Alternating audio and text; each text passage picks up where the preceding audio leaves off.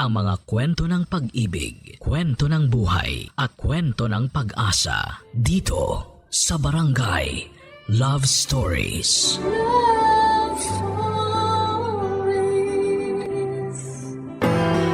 Lahat tayo ay isinilang ng isang ina. Ngunit hindi lahat ay pinalad na magkaroon ng mabuting ina o lumaki sa piling ng isang ina. Kaya tinahanap natin ang kalinga nila. At kung hindi man natin ito matagpuan ay ipinapangako natin sa ating sarili na kapag tayo'y naging ina, ibubuhos natin ang lahat ng pagmamahal sa ating anak. Ikaw kabarangay, naranasan mo na bang mag-mothering? Kahit sa isang anak, anakan lang.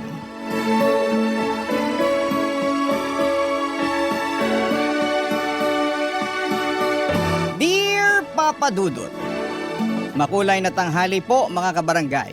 Sana po ay mapili po ninyo Papa Dudut ang aking kwento para itampok sa Barangay Love Stories.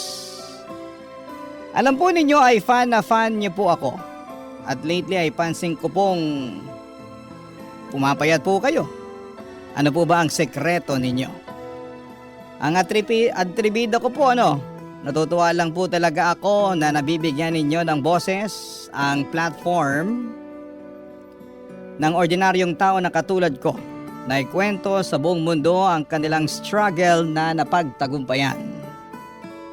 Ako po si Rene, super fresh pa po sa aking alaala. Yung mga panahon na fresh pa po ang beauty ko. Sisimulan ko ang aking kwento noong 1980s. So alam na ng mga kabarangay natin na gurangchi na ako ngayon. Pero doon tayo sa freshness. Noong mga panahon kasing yon ay sobrang tabo pa po ang pagiging out and loud ng mga bakla. Kaya karamihan sa mga kabaklaan society ay kloseta. Paminta ang ora. Ganon din ako. Pinipilit kong maging pamen pero hindi talaga kaya ng powers ko na pigilan ang totoo kong pagkatao. Para kung bulkang gustong sumabog at ipagsigawan sa lahat na maganda ako at gawa ako ng Diyos. Mahal niya ako kasi binigyan niya ako ng talino at face card. Bakit ko nasabi? Kasi consistent ang honor ko nung estudyante pa lamang ako, Papa Dudut. At tuwing fiesta ay kinukuha akong escort ng reyna-reynahan na paeksena kasi cute daw ako. Hindi nila alam na ang bet ko ay ang maging isang reyna. Proud ang parents ko sa utak ko pero ang motherland ko, alam na alam niya na hindi lalaki ang uniko iho niya. Isa po akong magandang prinsesa na gustong magkajowa ng isang gwapong Prince Charming. Kaya galit si nanay sa akin, wala daw siyang anak na bakla. Nakakahiya, hindi ako makaakyat sa langit. Pero paano ba akyatin ang langit, Papa Dudut? Pinipigilan ko kung sino talaga ako. Kalimutan yung maging masaya para sa sarili ko at hindi ko na lang titingnan ang crush kong si Enrique. Ganun ba yon, Papa Dudut? Sobrang gwapo po talaga ni Enrique. Kaya kapag siya ang kaharap ko, ako si Rena Bella. Hindi ba ang sosyal pakinggan? Alam nyo, ilang gabi kong pinag-isipan kung magtatapat ako sa kanya. At dumating nga ang araw na hindi ko nakayanan. Sinabi kong gusto ko siya pero straight talaga si Enrique at ang sabi niya ay hindi niya ako pwedeng maging jowa kasi bakla ako. Lalaki pa rin ako. Gusto niya ay babae lang. Kaya sobrang na-hurt ako, Papa Dudut. Pero ilang linggo lang ay nakabawi ulit ako kasi hindi naman niya ako iniwasan. Ganon pa rin ang treatment niya sa akin pero may kaunting nagbago na gustong gusto ko naman. Kapag kami lang dalawa ay wala siyang pakialam kung niyayakap ko siya. Hanggang sa may kababalaghang nangyari sa aming dalawa na sobra kong kinaligaya. Ganito pala ang feeling, Papa Dudut. Parang lumipad ako sa langit pero ilang araw lang ay lumagapak ako sa lupa. Dahil kumalat ang chismis tungkol sa aming dalawa sa nangyari sa amin. Sa pagsuko ko ng bataan ko, at hindi ito nakaligtas sa radar ng nanay ko.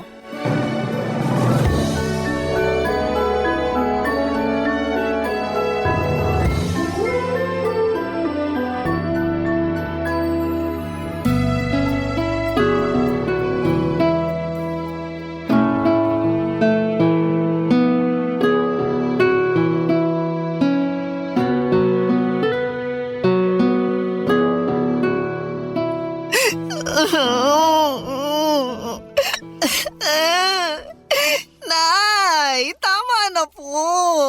Hindi mo lang inisip ang kahihiyan namin. Nay, ang sakit-sakit na po. Ang dami ko na sugat. Di pa sapat yan. Kailangan magtanda ka.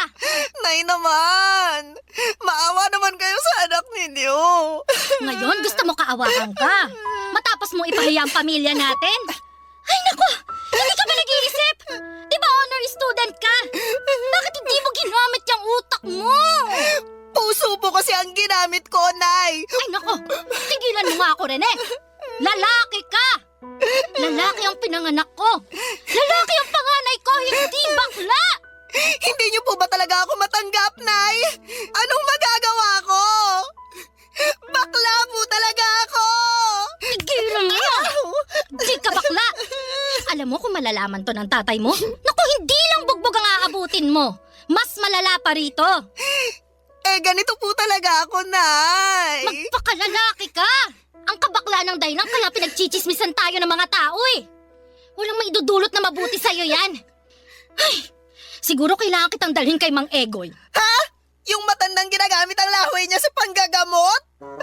Kadiri, Nay! Wala akong sakit! Ay naku, sinasapian ka nga ng masamang espiritu.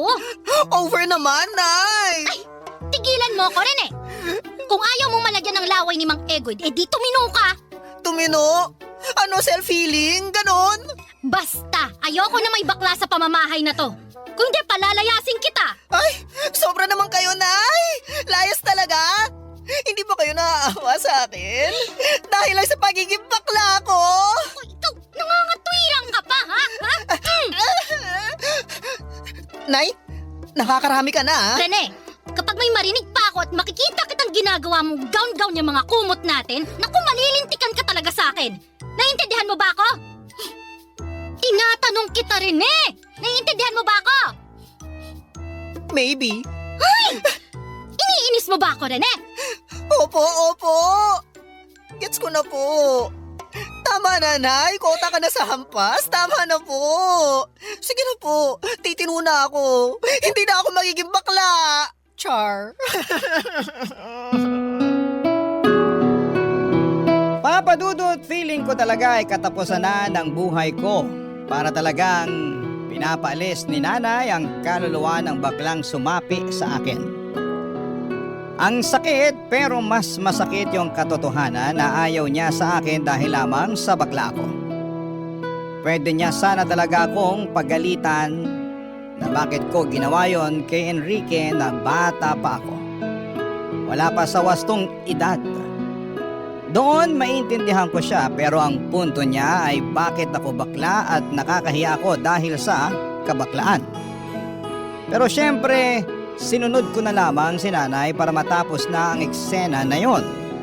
Sinubukan kong maging super pamen, kulang na lang ay manligaw ako ng babae para pagtakpan ang totoo kong pagkatao. Sobrang hirap at alam ko kung bakit ako naghihirap dahil sa mga chismosang nagpakalat ng magandang tagpo sa amin ni Enrique. Ang kaibigan kong ahas, si Carol. Nagulat talaga ako nang nalaman kong sa kanya pala galing ang lahat.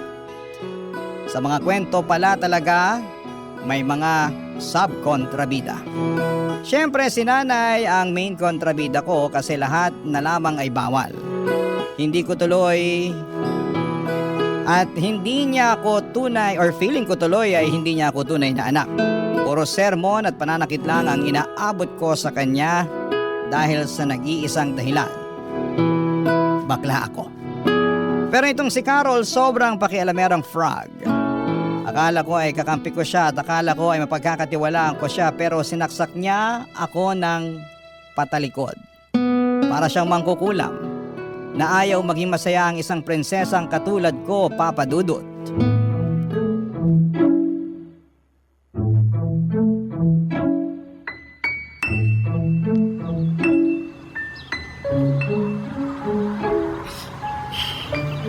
Carol, pwede ba tayong mag-usap?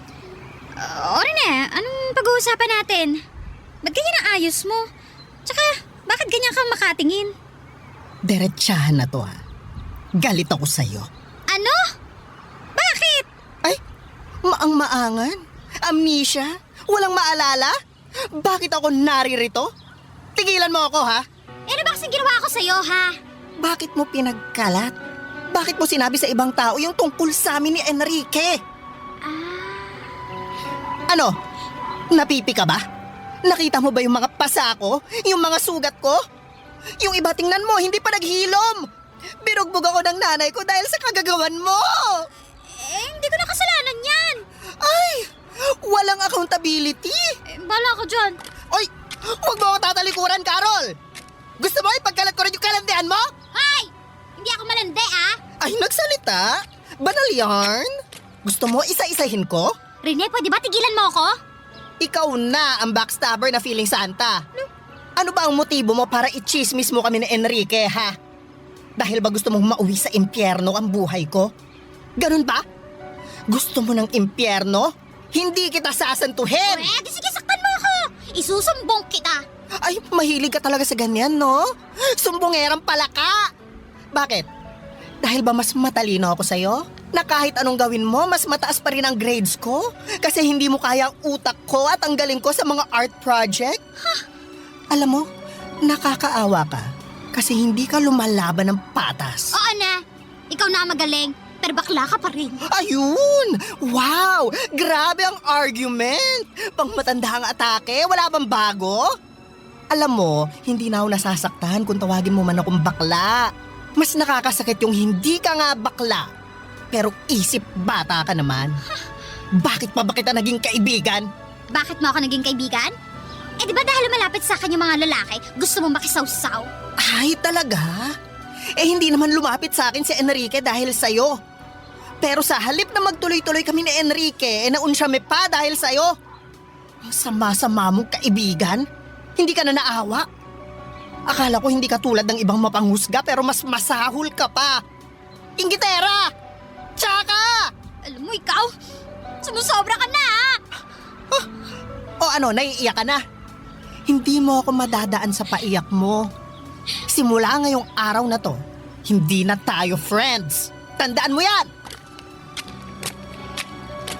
Ay, Rene! Bumalik ka dito! Maghanap ka ng iba mong matutuklaw! May vaccine na ako sa'yo, wala nang epek ang kamandag mo sa akin! Che! Papa Dudut, nakarating kay nanay ang naging away namin ni Carol at syempre ako ang nagmukhang kontrabida at salot sa lipunan. Napapaisip tuloy ako kung masama ba akong tao o hindi ko lang maintindihan si nanay. Pero sobra naman po dahil lang sa bakla ako ay bugbog ang aabutin ko sa kanya sa pang-araw-araw. Bukod doon ay tinis ko ang lahat ng chismis at pangungutya sa akin dahil lamang sa pagiging bakla ko. Maharot daw ako, wala daw akong hiya at tagapalaganap daw kami ng mga sakit. Ganon kalala ang mga tao sa amin. Sobrang tinis ko ang lahat hanggang sa makatapos ako ng high school at doon ko napagdesisyonan na lumuwas ng Maynila. Sabi ko sa sarili ko na hindi na ako babalik pa sa Masbate. Gamit ang inipon kong pera ay lumuwas po ako ng Maynila. Nakituloy muna ako sa isang kamag-anak pero hinahamak din ako. Buti na lamang at nakahanap ako ng trabaho at tuluyan na akong namuhay ng mag-isa. Namuhay ako na walang inaalalang ibang tao. Namuhay ako bilang kung sino talaga ako. Bilang magandang Rena Bella. Barangay Love Stories. Barangay Love Stories. Ginawa kong araw ang gabi. Todo kayod ako sa trabaho para makaipon, Papa Dudut. Naging janitor ako, waiter at kung ano-ano pa. Hanggang sa dumating ang araw na kaya ko nang pagsabayin ang trabaho at pag-aaral. Kumuha ako ng kursong accountancy. Bilang mukha akong pera ay bet kong maging propesyon ang tagabilang ng pera. Basang nasa isipan ko lang talaga noon ay gusto kong yumaman at ayaw kong hamakin ako ng mga tao. Gusto kong ipakita sa kanila na bakla man ako pero hindi niyo ako pwedeng tapakan. Kasi narating ko ang mga pangarap ko sa buhay. Sa awa ng Diyos, natapos ko ang accountancy kaya nakapagtrabaho ako bilang isang bookkeeper. Kahit professional na ako ay hindi pa rin nawawala ang mga bully dahil lamang sa kabaklaan ko. Pero wala nang titindi pa sa mga ginawa ng nanay ko noon sa akin. Kaya naman naging matatag na ako, Papa Dudut. Nakapagpundar ako ng isang bahay na hinuhulugan ko sa Mandaluyong. Hanggang isang araw, nakilala ko si Vince. Ngayon pa lamang ay sasabihin ko na walang kahit na anong namabagitan sa amin ni Vince. Si Vince ay isa ring bakla, dalagitang bakla. Naglaya sa probinsya nila kasi ayaw din ng mga magulang sa kanyang pagkatao. Nagmakawa ito sa akin, Papa Dudut, na sa akin muna tumira. Siyempre naawa ako. Mabait naman siya, tumutulong sa gawaing bahay pero dahil bata pa ay may mga bagay na kailangan ko rin talagang pag-aralan. Ang naiiba lang, hindi ko pinupuna ang pagkatao niya. Saka yung mga pangaral na parang isang inang nagmamalasakit talaga ang ginagawa ko sa kanya sa tuwing nagkakamali siya. Tulad ng huwag agad magtitiwala sa mga lalaki dahil mapagsamantala lamang sila sa kahinaan nating mga magaganda. Habang tumatagal, napamahal na ako kay Vince. Tinuring ko siyang anak, kaya todo support ako para mapaaral siya. Pero may ugali talaga ang anak kong ito na kailangan ko pong ituwid, Papa Dudut.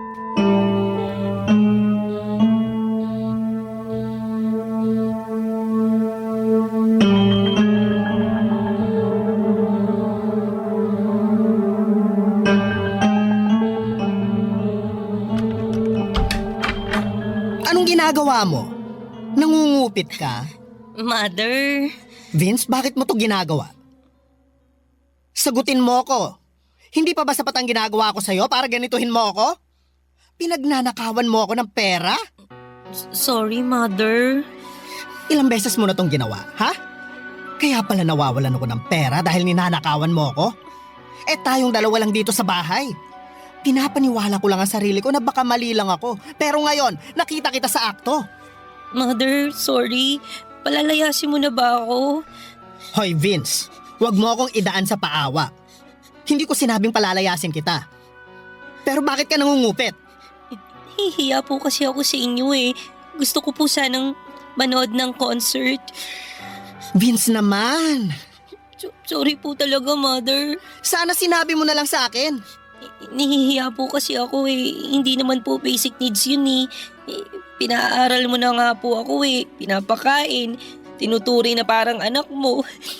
Kaya parang kalabisan po kung hihingi pa po ako sa inyo. Eh ang pagnanakaw. Hindi ba mas kalabisan yon? Mother, sorry po talaga. Mabuti na lang at nalaman ko ng maaga. Paano kung masanay ka na? Magiging normal na lang sa'yo ang magnakaw. Gawin mo ang madaling paraan para makuha ang gusto mo. Kung tinuturing mo akong totoong mother, hindi ka gagawa ng kalabisan na katulad nito. Mali po ako. Mali po talaga yung ginawa ko. Huwag na huwag mong ugaliing maging sinungaling at magnanakaw, Vince, ha? Oo, bakla tayo. Pero hindi tayo sinungaling at magnanakaw. Hindi ako nahihiya sa pagiging bakla ko. Ang dapat mahiya yung nagnakaw at nuknukan ng sinungaling. Mother, pasensya na po. Sorry po talaga. Aalis na lang po ako. O aber kung aalis ka, saan ka naman pupunta? Maghahanap po siguro ng trabaho. Hindi ko po alam. Hindi, huwag kang umalis. Po? Ipangako mo sa akin at sa sarili mo na hindi mo na uulitin pa to. Masama ang manloko ng kapwa. Masama ang maging buhaya. Ayaw kong magpalaki ng buhaya. Ang gusto ko, matinong tao. Naiintindihan mo ba? Mother.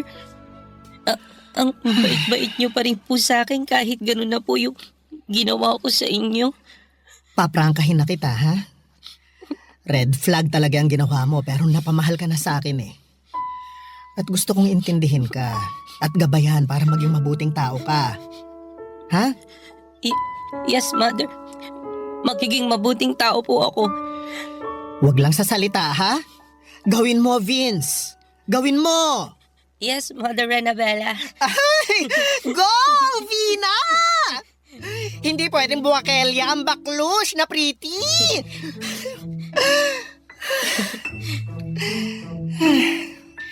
Basta mag-aral ka, ha? Hindi kita susukuan. Ipaglalaban ko ang mga pangarap mo sa buhay kasi that's how to mothering a beautiful daughter should be. Wow, English! Nag-aral kaya ako. Ang galing niyo nga po, Mother eh. Idol ko po kayo. Asus. O ito, bibigyan na kita ng perang pambili mo ng ticket para rumampa ka ng bongga. Bibigyan pa kita ng extra para may pambili ka ng outfit mo. Talaga, Mother?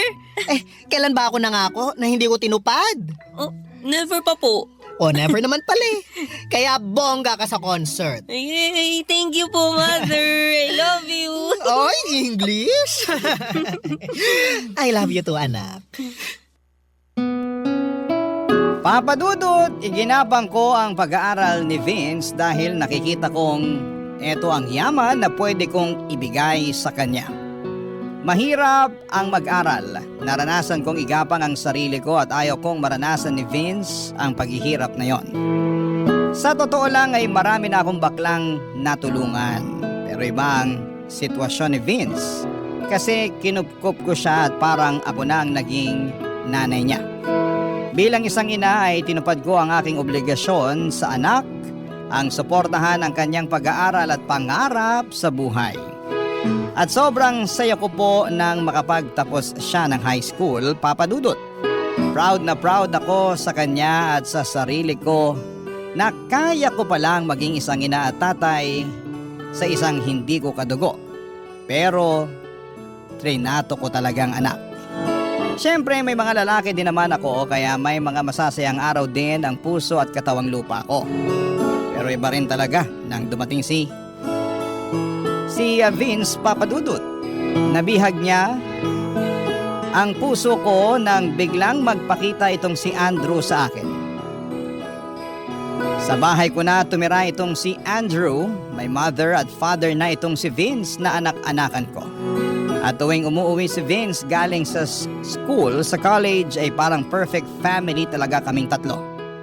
Ang saya-saya ko po, Papa Dudut, pero may ginawa si Andrew na red flag sa akin.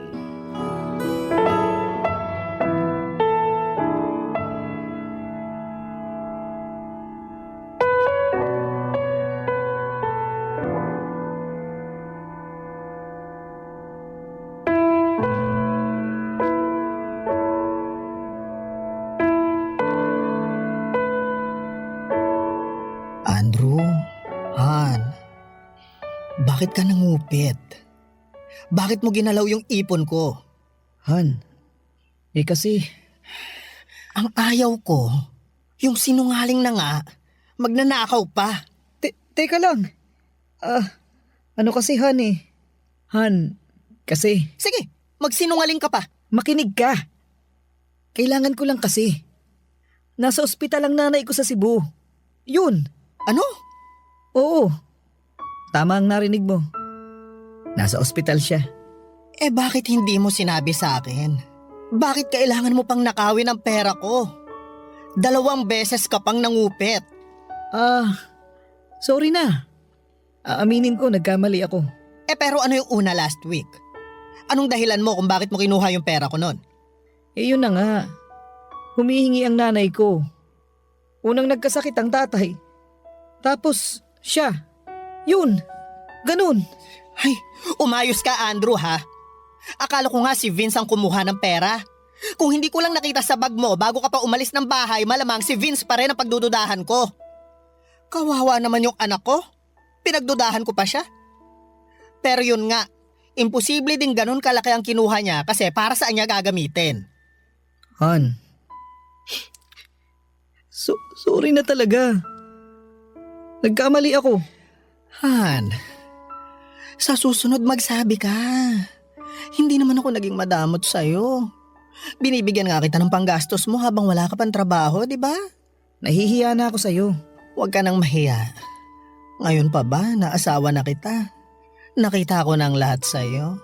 Eh, masama ang ginawa ko eh. Alam kong napipilitan ka lang dahil sa sitwasyon. Tama. Kaya ang lakas mo sa akin, Han eh. Kasi, naintindihan mo ako. Basta pagsusumikapan ko yung training ko para makapagtrabaho ako. Makapag-abroad. Basta paghusayan mo. Saka, baka kapag nakapag-abroad ka na, kalimutan mo na ako at magkaroon ka na ng ibang babae. Han, hindi ako ganun. Tumatanaw ako ng utang na loob. At saka, mahal kita eh. Totoo. Talaga ba? Oo. Mahal na mahal kita.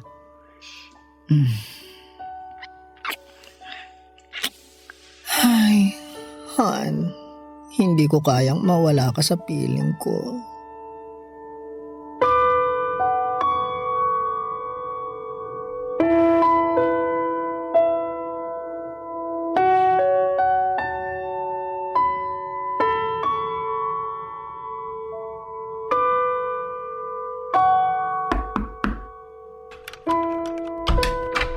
Vina, Mother? sorry anak. Mother, bakit po? May kasalanan ako sa'yo anak. Kasalanan? Bakit po? Umupo nga po muna tayo dito sa kama, Mother.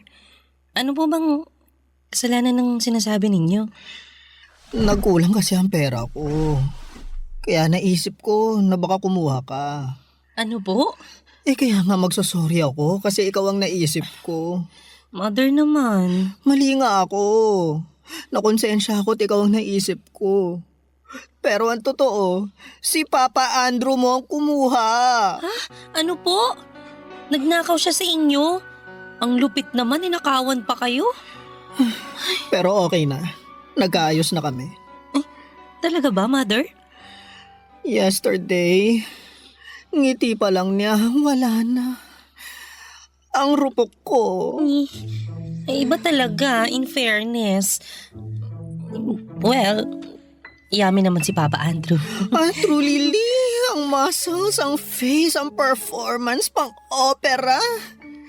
Mapapanganga ka talaga ng bongga.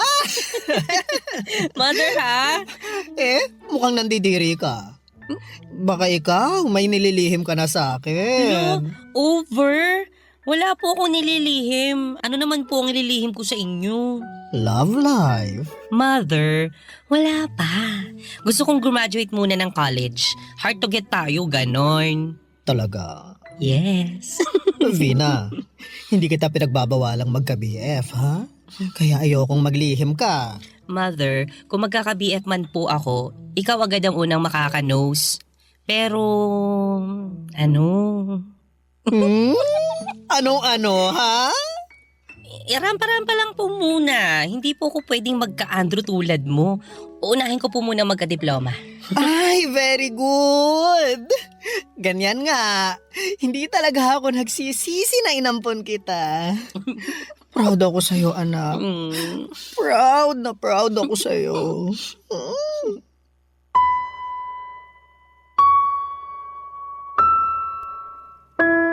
Papadudod, sobrang panatag ng loob ko sa aking mag-ama. Sobrang saya namin sa bahay at feeling ko talaga ay perfect na ang lahat. Naayos ko na yung pinakaayaw ko sa tao, yung magnanakaw at sinungaling. Pero pansin ko ay hindi na pera ang nawawala sa bahay, pati mga gamit.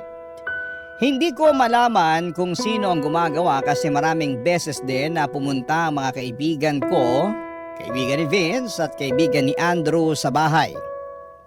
Baka nasa lisi lamang kami. Saka kapag nawawalan ako ng pera ay hindi ako nakakahanap ng bakas. Kung sino nga ba ang kumukupit.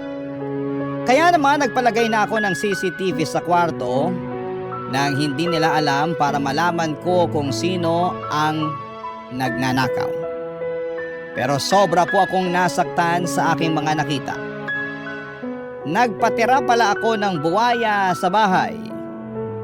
Ang lala na pala kasi araw-araw akong niloloko. Araw-araw akong pinapaniwala na pamilya ang turing sa akin at hindi ako pinagsasamantalahan. Pero nagkamali ako, Papa Dudut. May mga bagay siguro na hindi mo talaga hawak. At darating na lamang ito't magdadala ng sakit sa puso mo. Akala ko talaga na magiging maayos na kaming tatlo. Na parang ang bahay-bahayan naming laro ay totohanan na. Pero hanggang laro lang pala talaga ang lahat. At tulad ng mga laro ay may talo. Mukhang talo ako dito, Papa Dudut. Barangay Love Stories. Barangay Love Stories. Papa Dudut, kailangan kong magpakatatag at lumaban pa rin. Marami na akong pinagdaanan para hindi ko kayanin ang dagok na ito sa buhay ko. Isang kagimbal-gimbal ang nalaman ko. Nangungupit pa rin si Andrew ng pera at huling-huli ko ito sa CCTV. Ang niyayakap ko pala tuwing gabi ay isang kawatan at sinungaling. Kung titignan ay mabait naman si Andrew sa akin. Nabibigay niya ang pangangailangan ng katawang lupa ko. Nilalambing niya ako, niyayakap at naiisip ko na ganito talaga siguro kapag bakla. May mga lalaking talagang mapagsamantala at ginagamit ang kahinaan namin. Ilang araw din akong hindi nakatulog. Hindi ko siya makumpronta kasi ayaw kong mawala siya sa akin. Nasanay na ako na siya lang ang lalaki sa buhay ko. Kaya hinahayaan ko na lamang. Papa Dudu, tuwing pumapasok ako sa trabaho ay napapanood ko sa app ko sa phone ko ang kuha ng CCTV. Dito na ako nagtataka kasi bakit pumapasok si Andrew sa kwarto ng anak ko. Nagnanakaw din ba siya? Hanggang sa iba na ang kutob ko. Pinalagyan ko na rin ng CCTV ang kwarto ni Vince. Hindi nila alam na may CCTV na pala ang loob ng bahay. Doon ko nalaman na may relasyon ang dalawa. Kaya nung nakita ko sa akto ang ginagawa nila ay dali-dali akong umuwi ng bahay para mahuli silang dalawa, Papa Dudut.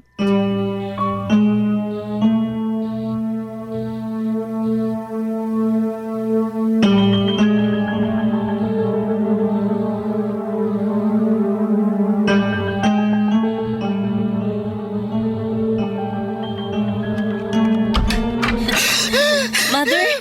Han? Kayo! Tama na! Tama na! Bakit si Vince pa? Bakit? Rene! Han! Huwag mo ako matawag-tawag na Han! At ikaw, Vince! Ang landi mo! Bakit si Andrew pa? Mother! Huwag mo akong madaan-daan sa paiyak-iyak mo! Pinakain kita! Binihisan! Ginawang tao! Pero isa ka palang ahas! At ikaw lalaki ka! Ang sama mo! Ang sama-sama mo! Namumuro ka na sa pananakit, ha? Karapatan kong saktan ka! Kasi ginawa niyo akong tanga! Rene, ha? Tigilan mo na to. Titigilan ko na talaga! Dahil palalayasin ko kayong dalawa! Lumayas kayo! Ano? Rene naman. Huwag naman ganun. Anong huwag? Matapos kong malaman ang kahalayan niyo! Sa anak pa natin talaga, Andrew! Rene naman. Pareho naman kayong bakla. Mapagbigay lang. Kasiyahan lang. Anong kasiyahan? Saka ano yung pangungupit mo? Kasiyahan lang din? Anong pangungupit yung pinagsasasabi mo? Wala akong kinupit, ha? Ay talaga naman! Ang Ang magnanakaw! Kapatid talaga ng sinungaling! Wag mo akong pagbibintangan. Ikaw pa ngayon ang nagbabanta! May ebidensya ako! Ano? May CCTV ang buong bahay na to! Lahat ng galaw sa loob ng bahay nakikita ko! Ang pagnanakaw mo! Ang kahayupan yung dalawa! Kaya lumayas na kayo! Layas! Mother! Huwag mo akong matawag-tawag na mother! Wala akong anak na malandi at inaasa sa sarili niyang... Bakit mo nagawa sa akin yun, ha? Kung makaiyak ka naman, nakinabang ka rin naman sa akin ah. Nakinabang? O nabulag ako?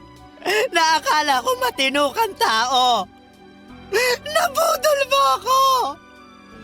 Pero ngayon, tama na ang katangahan ko sa isang tulad mong walang kwenta.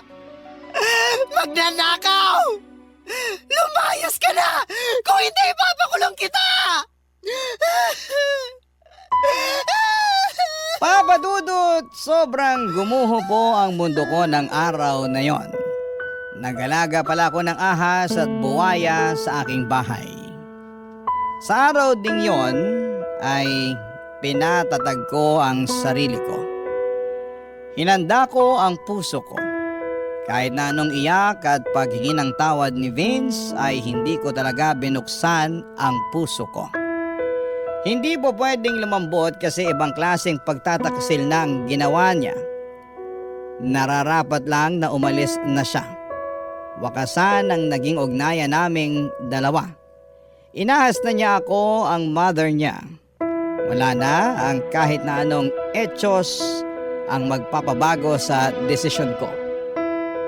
Nakita ko sa mga mata ni Vince na sobrang ayaw niya akong iwanan. Pero guilty siya sa ginawa niya. Si Andrew naman, mas nakita ko ang totoong kulay. Katulad lamang siya ng mga lalaking mapagsamantala sa mga bakla. Hindi ko naman nilalahat ang mga lalaki dahil may mga lalaki namang talagang genuinely na minamahalang karelasyon na bakla. Siguro hindi lang po ako pinalad. Naging tahimik ang bahay, wala nang Andrew at wala na ring Vince na nagchuchuk-tsakan kapag nakatalikod ako. Sa totoo lang, na-miss ko po si Vince. Umiiyak ako kasi nasasayangan ako sa kanya. Pero ginusto niya ang ginawa niya, ginusto niyang lokohin ang nag-iisang baklang nagpaka-mother sa kanya. Matapos ang halos 1 linggo ay bumalik si Vince, nagmamakaawa at humihingi ng patawad sa akin, Papa Dudut.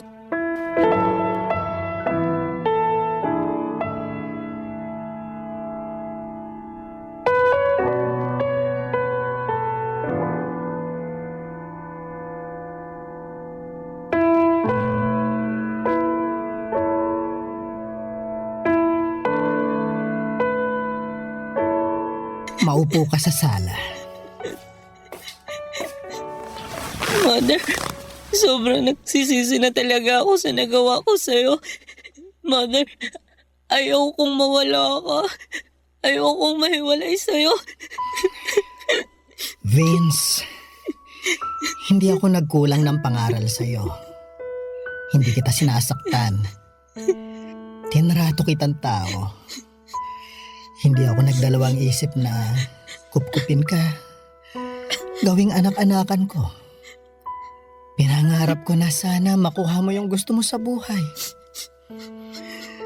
Sinuportahan kita, di gaya ng nanay ko sa akin. Pero ang sakit. Ang sakit-sakit ng ginawa mo sa akin. Alam ko naman po eh. Sobrang sama ng nagawa ko po sa inyo, Mother. Nagsisisi na po talaga ako. Naaalala mo dati, yung pangungupit mo ng pera. Pinangaralan kita. Sabi ko sa'yo ang magnanakaw, isang malaking sinungaling. Akala ko napatino kita. Nakaka-frustrate na hindi pa rin pala. Hindi lang pera ang ninakaw mo, kundi ang relasyon ko sa isang lalaking wala namang kwenta. Pero salamat na rin sa'yo. At natauhan ako sa Andrew na yon. Hindi na ako nabulag sa papandesal niya. Mother, patawad po. Hindi ko na po gagawin sa'yo yung ganun. Magpapakatino na po ako. Gusto ko po kasing makasama kayo sa pagtupad ng mga pangarap ko eh. Vince, I'm sorry. Buo na ang desisyon ko. Naaalala mo? Kusa akong lumaya sa pamilya ko at gumawa ng sarili kong buhay dahil napuno na ako sa pananakit ni nanay.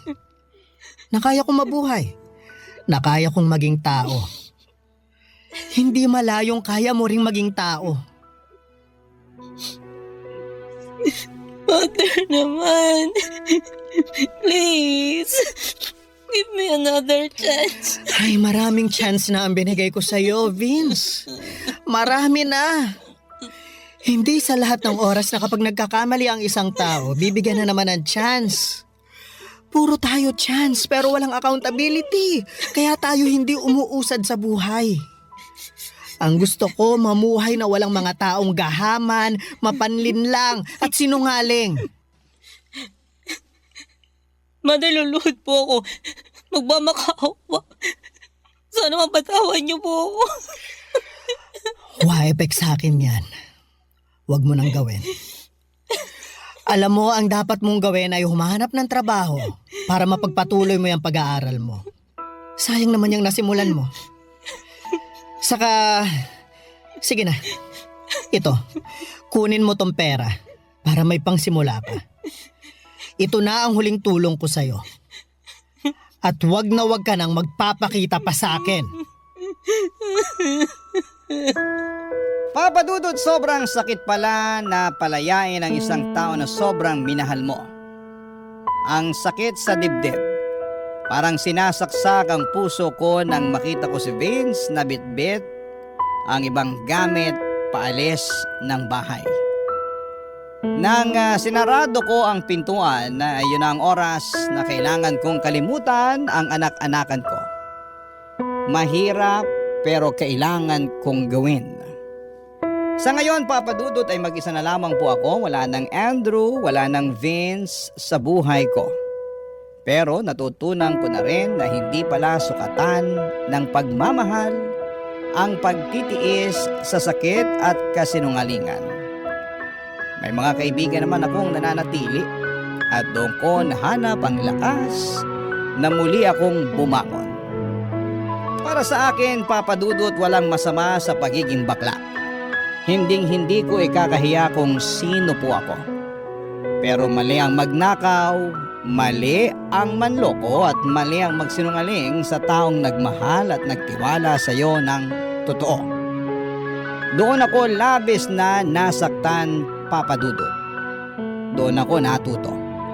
Ngayon ay mas maingat na ako, mas matatag at mas pinipili ko na lamang ang mga taong karapat-dapat sa pagmamahal ko. Ang inyong kapuso at kabarangay forever, Rene, aka Rena Bella. Ako, gigil na gigil talaga ako sa nangyayari sa kwento natin. O ikaw, kabarangay, kumukulo rin ba dugo mo? Pwede kang mag-iwan ng comment sa ating comment section.